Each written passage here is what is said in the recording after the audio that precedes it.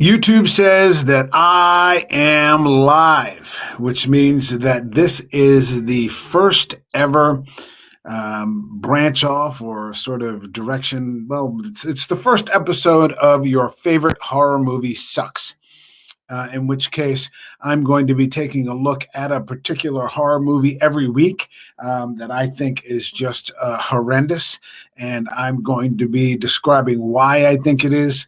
And then I'm also going to be attempting to offer a movie from that same year that I feel is better and more worth your while.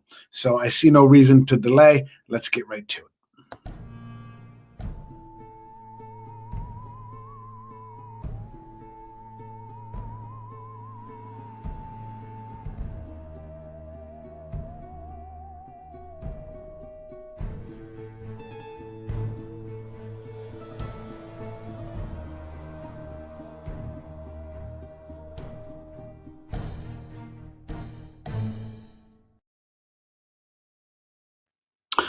So we're starting right off with a movie that I just saw today. And before I get into it too deeply, let me start off by saying that when I was starting to develop around Christmas the idea of perhaps beginning a podcast, I didn't know anything about podcasting. I didn't know anything about uploads or audio video or acoustically treating a room or what type of equipment I would need.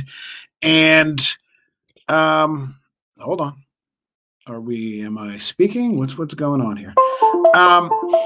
I didn't have any idea about any of that.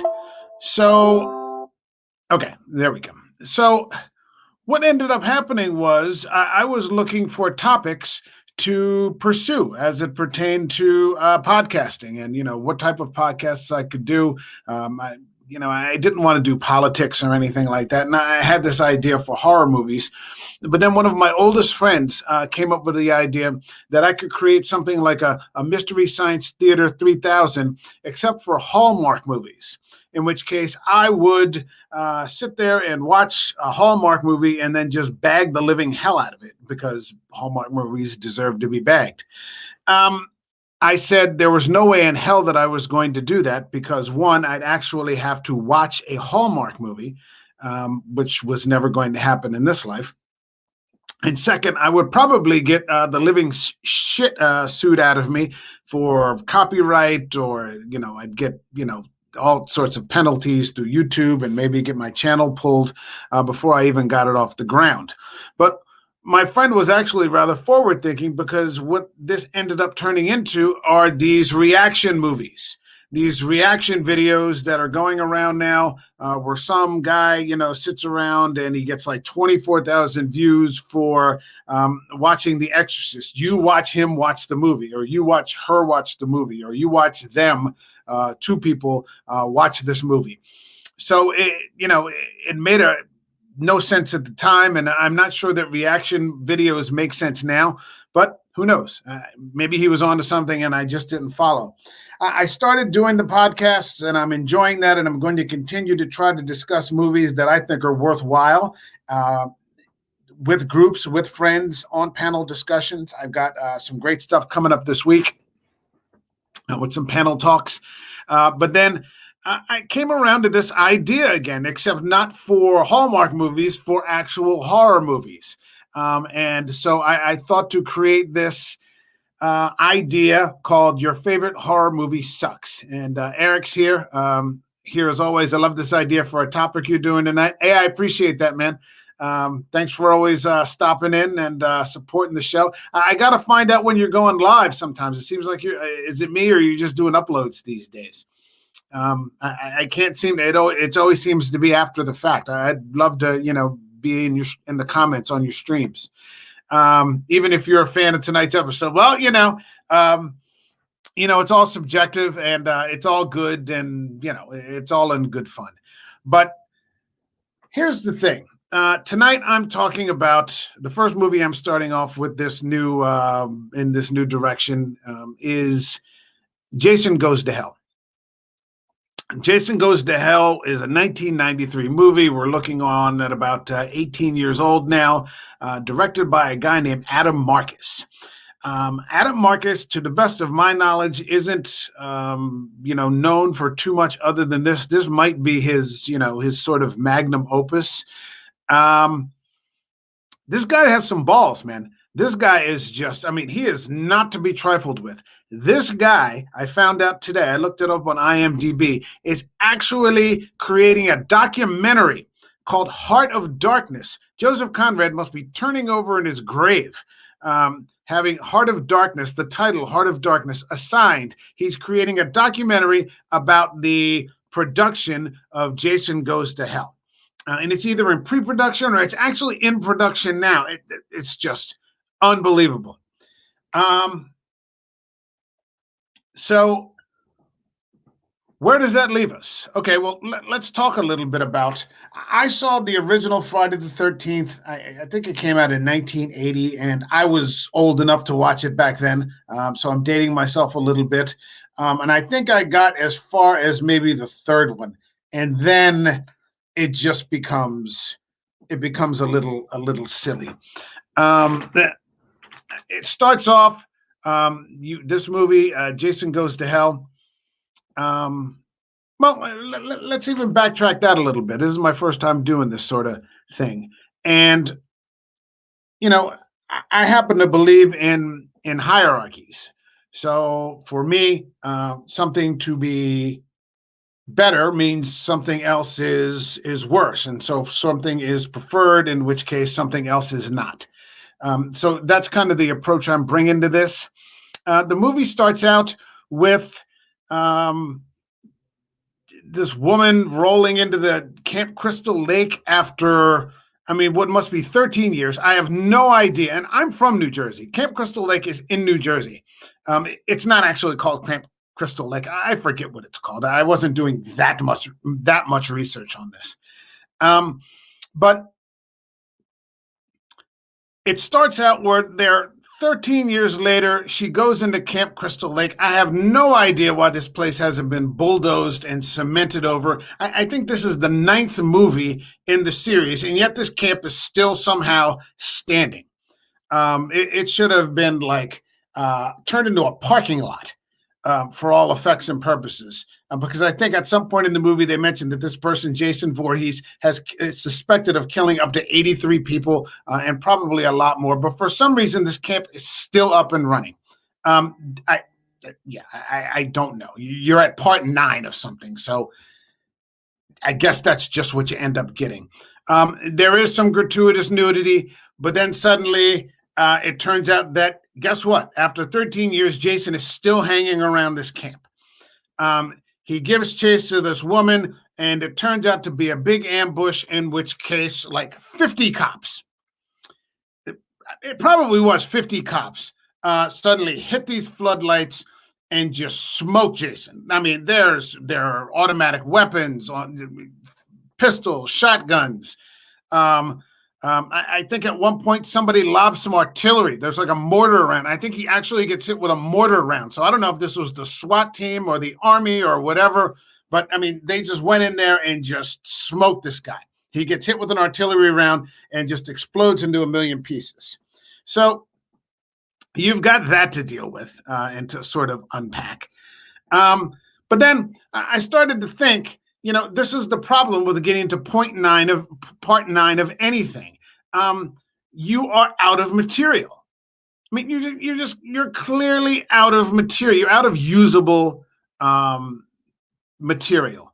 And the perfect thing that I'm thinking of in comparison to this came along, 15 years later. I'm thinking of Rob Zombie's The Devil's Rejects. I compared that scene to the intro scene in The Devil's Rejects, and the difference was that Zombie created the introduction the day after, I believe, from the end of the first movie. So the very next, the House of a Thousand Corpses ended, Devil's Rejects begins the very next day, in which case 20 cop cars roll up on this house. and just shoot anything that isn't putting its hands in the air. Anyone that isn't putting his hands in the air is getting shot or getting shot at. You know, that's like a logical progression. This is part 9 of anything, in which case it's almost not the writer's fault because you can't create anything by the time you get to part 9 of anything. So, I mean, in my mind, you take what what you can, maybe you move it into three movies or something like that, and you just go at it full bore and you reach a conclusion. Now, and Eric's here. He's like, yeah, by part 9, you need to do something different. But that's the problem. Shakespeare couldn't come up with part 9 or something. That's why he didn't do it. I mean, he never did sequels and he never did reboots. And so we're stuck in this loop, which is just it's terrible. It reminds me of a blocked artery, like, for somebody who has, bypass, new material, that new blood can't get through the artery, because it's just congealed by the fat, which in this case is like the reboots and the endless sequels. It's just, it's rough. It's rough stuff. And I am a free market capitalist. I believe that if somebody's paying to watch this movie and it's turning a profit, then I guess you should make it, because that's the way the system dictates things. But I mean, I think most of these movies are taking a loss. Now, here's the thing. Here's the thing with me about this. And this is sort of the disappointing part. In this particular movie, you have some fantastic performers. You've got Stephen Williams. Stephen Williams is a fantastic actor. I go far back enough that I was there at the original 21 Jump Street with Johnny Depp and Peter McNichol and Stephen Williams. And he is one of my all-time favorite characters in my all-time favorite television series, The X-Files. He comes along for 2 seasons and plays one of the most dark, intense characters in the whole series, a guy named X. And he's just so intense. I mean, he ends up getting killed after like 2 seasons, or maybe he made it into a 3rd season, but I don't think he made it past 2. I think he was in the 2nd and 3rd seasons. And he's just a fantastic performer. He knows how to play dark characters. True story. I saw Stephen Williams live when the X-Files had their Fight the Future movie about to premiere during that particular summer in the 90s. I went to Javits Convention Center in New York City for the X-Files convention. Stephen, the highlight was Gillian Anderson. They didn't have Duchovny, but I have no problem, watching and listening to Gillian Anderson. I think she's fantastic and she's gorgeous. So yeah, that was Gillian Anderson in the 90s also. So she was just stunning.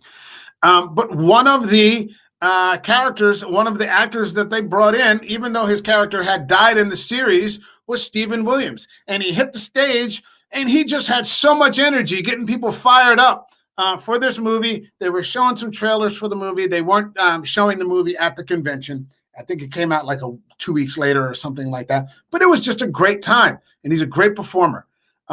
He wasn't used well at all in this. I mean, he did his best, but yeah, he wasn't used well. You've got Kane Hodder, or Kane Hodder. I'm not exactly sure how to pronounce his name. He has some presence. He has some presence as a Jason Voorhees. But again, by the time you get to part 9 of anything, it's so watered down and diminished. The blood is so thin that there's not much that he can do. Very much. And again, I've talked extensively about this character.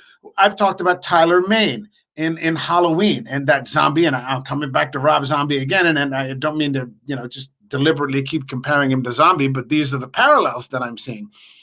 Again, you had an enormous character with physical presence who could just be absolutely brutal.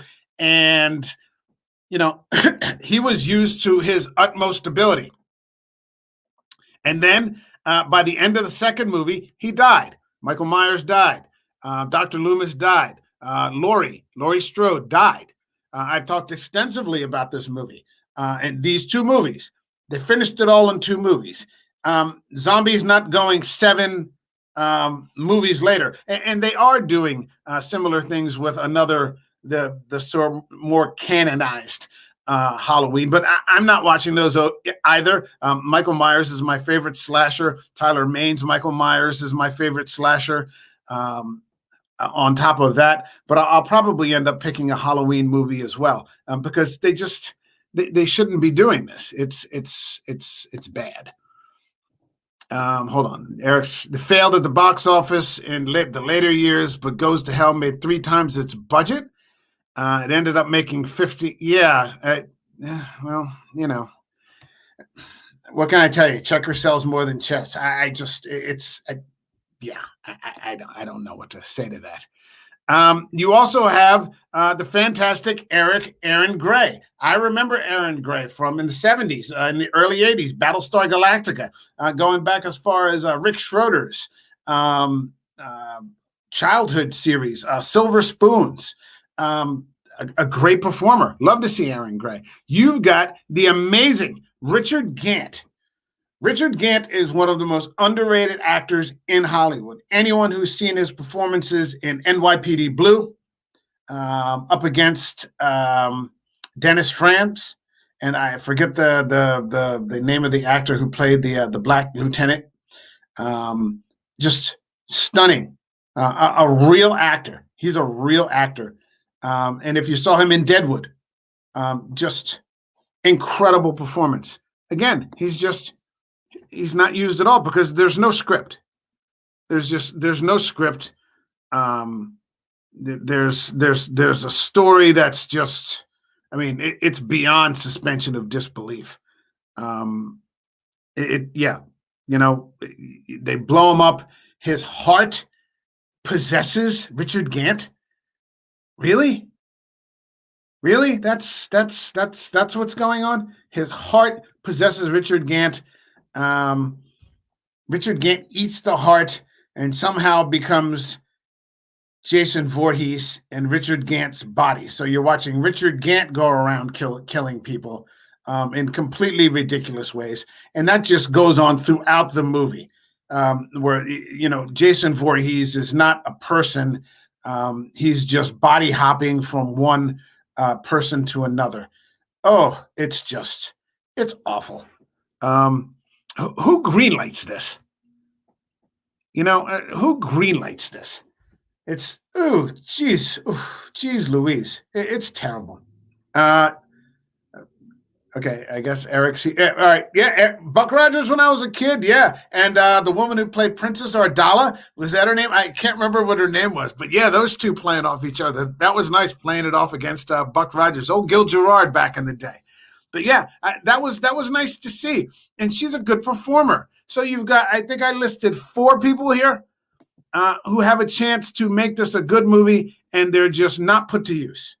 They're not. They're not put to use at all.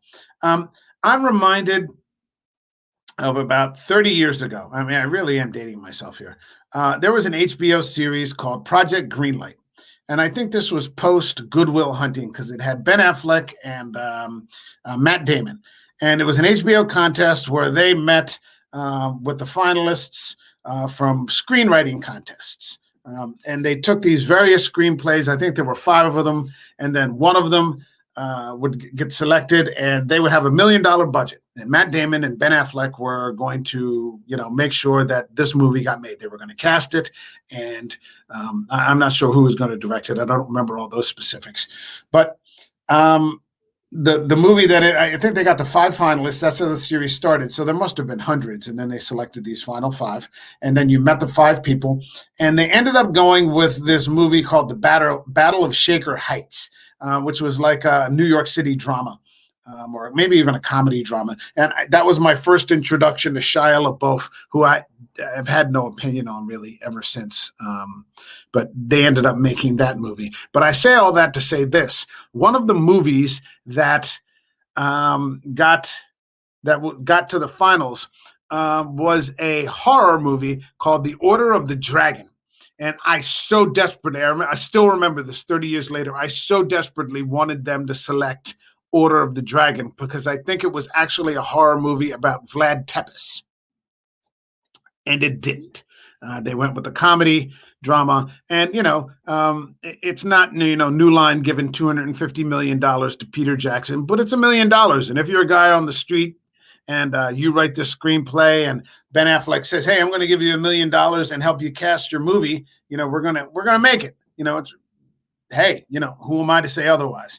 But my point is that this movie came out right around the same time as Order of the Dragon. So with all these reboots and remakes constantly being made, and I'm not going to be constantly focusing on reboots and remakes or in sequels and these sorts of things. But for every one of these that gets made, an Order of the Dragon doesn't, because like I said, with that bypass, the artery is blocked, and it's the new blood isn't getting through.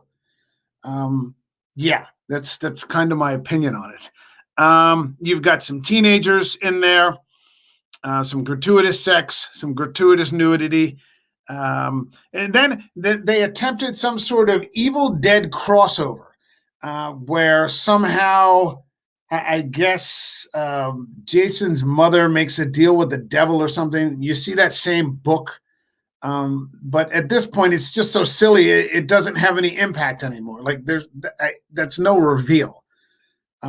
It's just, yeah, it's just really. And I saw that and I was like, really, you could have done that like 6 movies ago.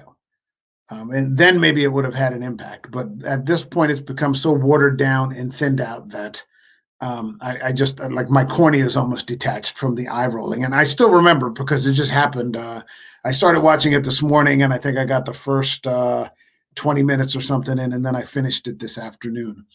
Yeah, it's not a great movie, and it starts to get into this sort of occult thing. Yeah, I don't even want to really talk about it that much more. It's just I would not. Hold on a second. It was cool seeing Stephen Williams briefly in It Chapter 1. Was he in that? I don't remember. I have to get back to that. That was a shame. That first Chapter 1 was a really, really good movie. And then Stephen King's Year for Part 2, and then The Gunslinger, which I was so dying to see The Gunslinger, and the original idea that Javier Bardem was going to play Roland.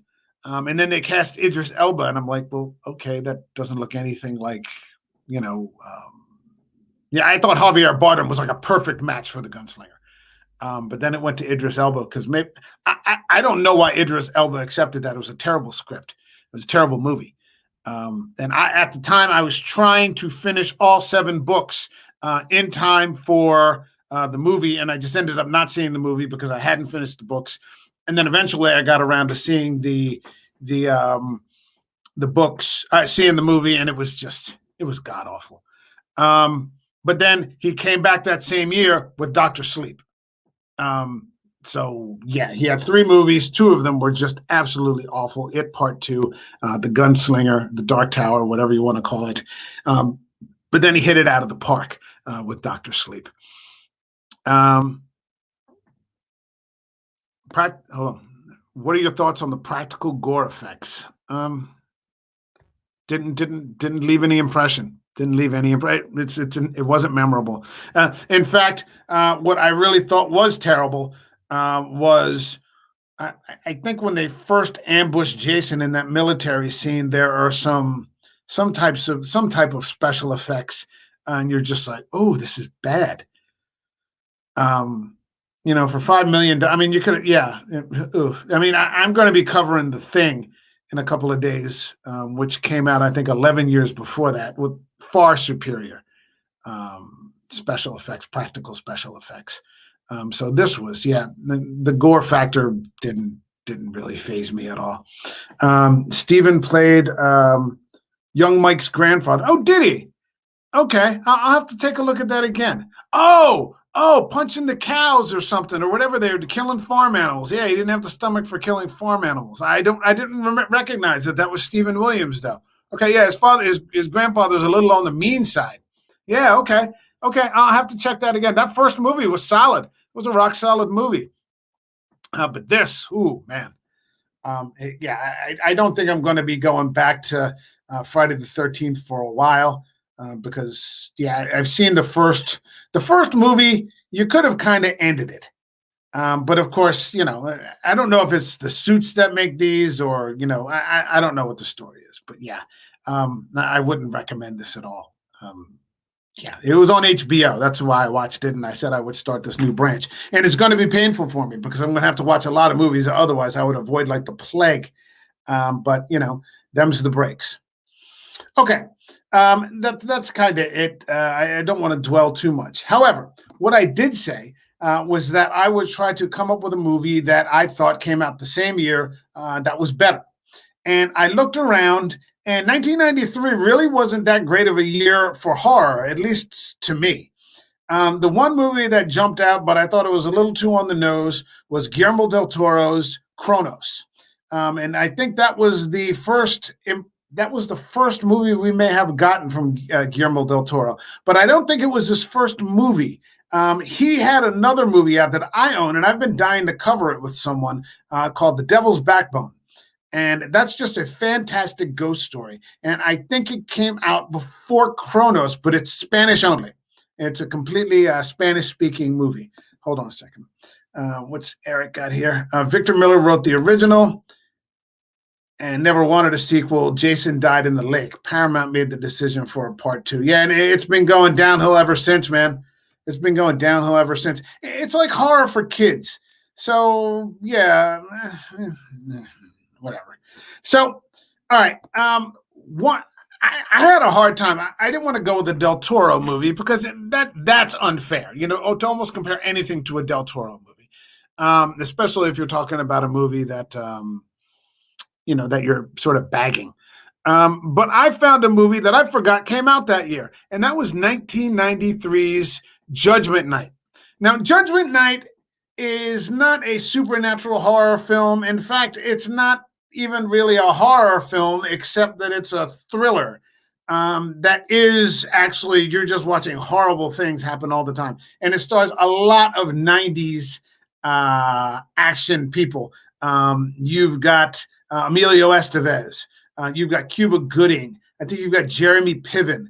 You've got a crime boss, a low-level crime boss played by Dennis Leary. And it is such a good movie. And it's the story of five suburban guys who end up going to a ball game, or so they take an RV to a ball game or something like that. And on the way back, they make a wrong turn into a bad neighborhood and they witness a murder. And they end up getting chased through the roughest parts of I don't remember exactly what city, pursued by this guy, Dennis Leary, and his toughs. And it is a fantastic movie. I love this movie. If you haven't seen it, this is a movie I would recommend. I know that I said I would try to find a horror movie, but I don't want to go with Kronos, and I don't want to recommend a movie that I don't like. Yeah, man, you need to see Judgment Night. I think it's on Hulu. If you have Hulu, then that's the way to go. Sounds a lot like Trespass with Bill Paxton and William Sadler. This is better than that. This is a good movie. Fantastic stuff. And of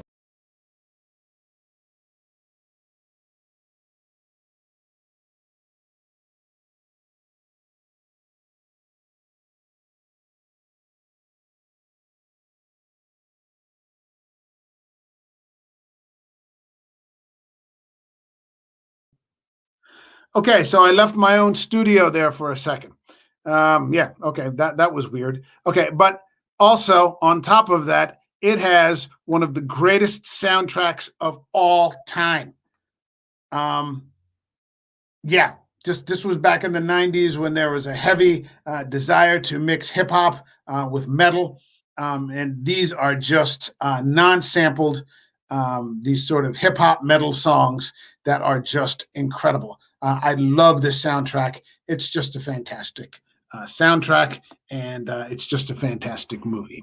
So I'm coming up on about 30 minutes. I'm going to wrap it up from here. I'm going to be putting out this content. I'm not sure. I mean, I see that there are lots of other people out streaming now at the same time. So I'm not sure if this is a good time. People aren't going to be checking it out because there's already somebody else who's gotten started like 30 minutes earlier, which I wasn't aware of. So this is going to be happening once a week. I'm going to be moving to 3 episodes a week, 2 of my more standard reviews, be it panel discussions or just 2 people at the same time, 2 of us or 4 of us or 3 of us or whatever. Thanks, man. Yeah, thanks for always stopping in. I definitely appreciate it, and I can't wait for you to get your live streams going again. Should be a good time. I'd love to be there in your programming. But yeah, we'll be going to 3 episodes a week, 2 of the more standard episodes, and then 1 of, hey, your favorite horror movie sucks. So that's it for me for now. We'll be back on Wednesday. And all right, until then, try to find a better movie to watch. All right, later.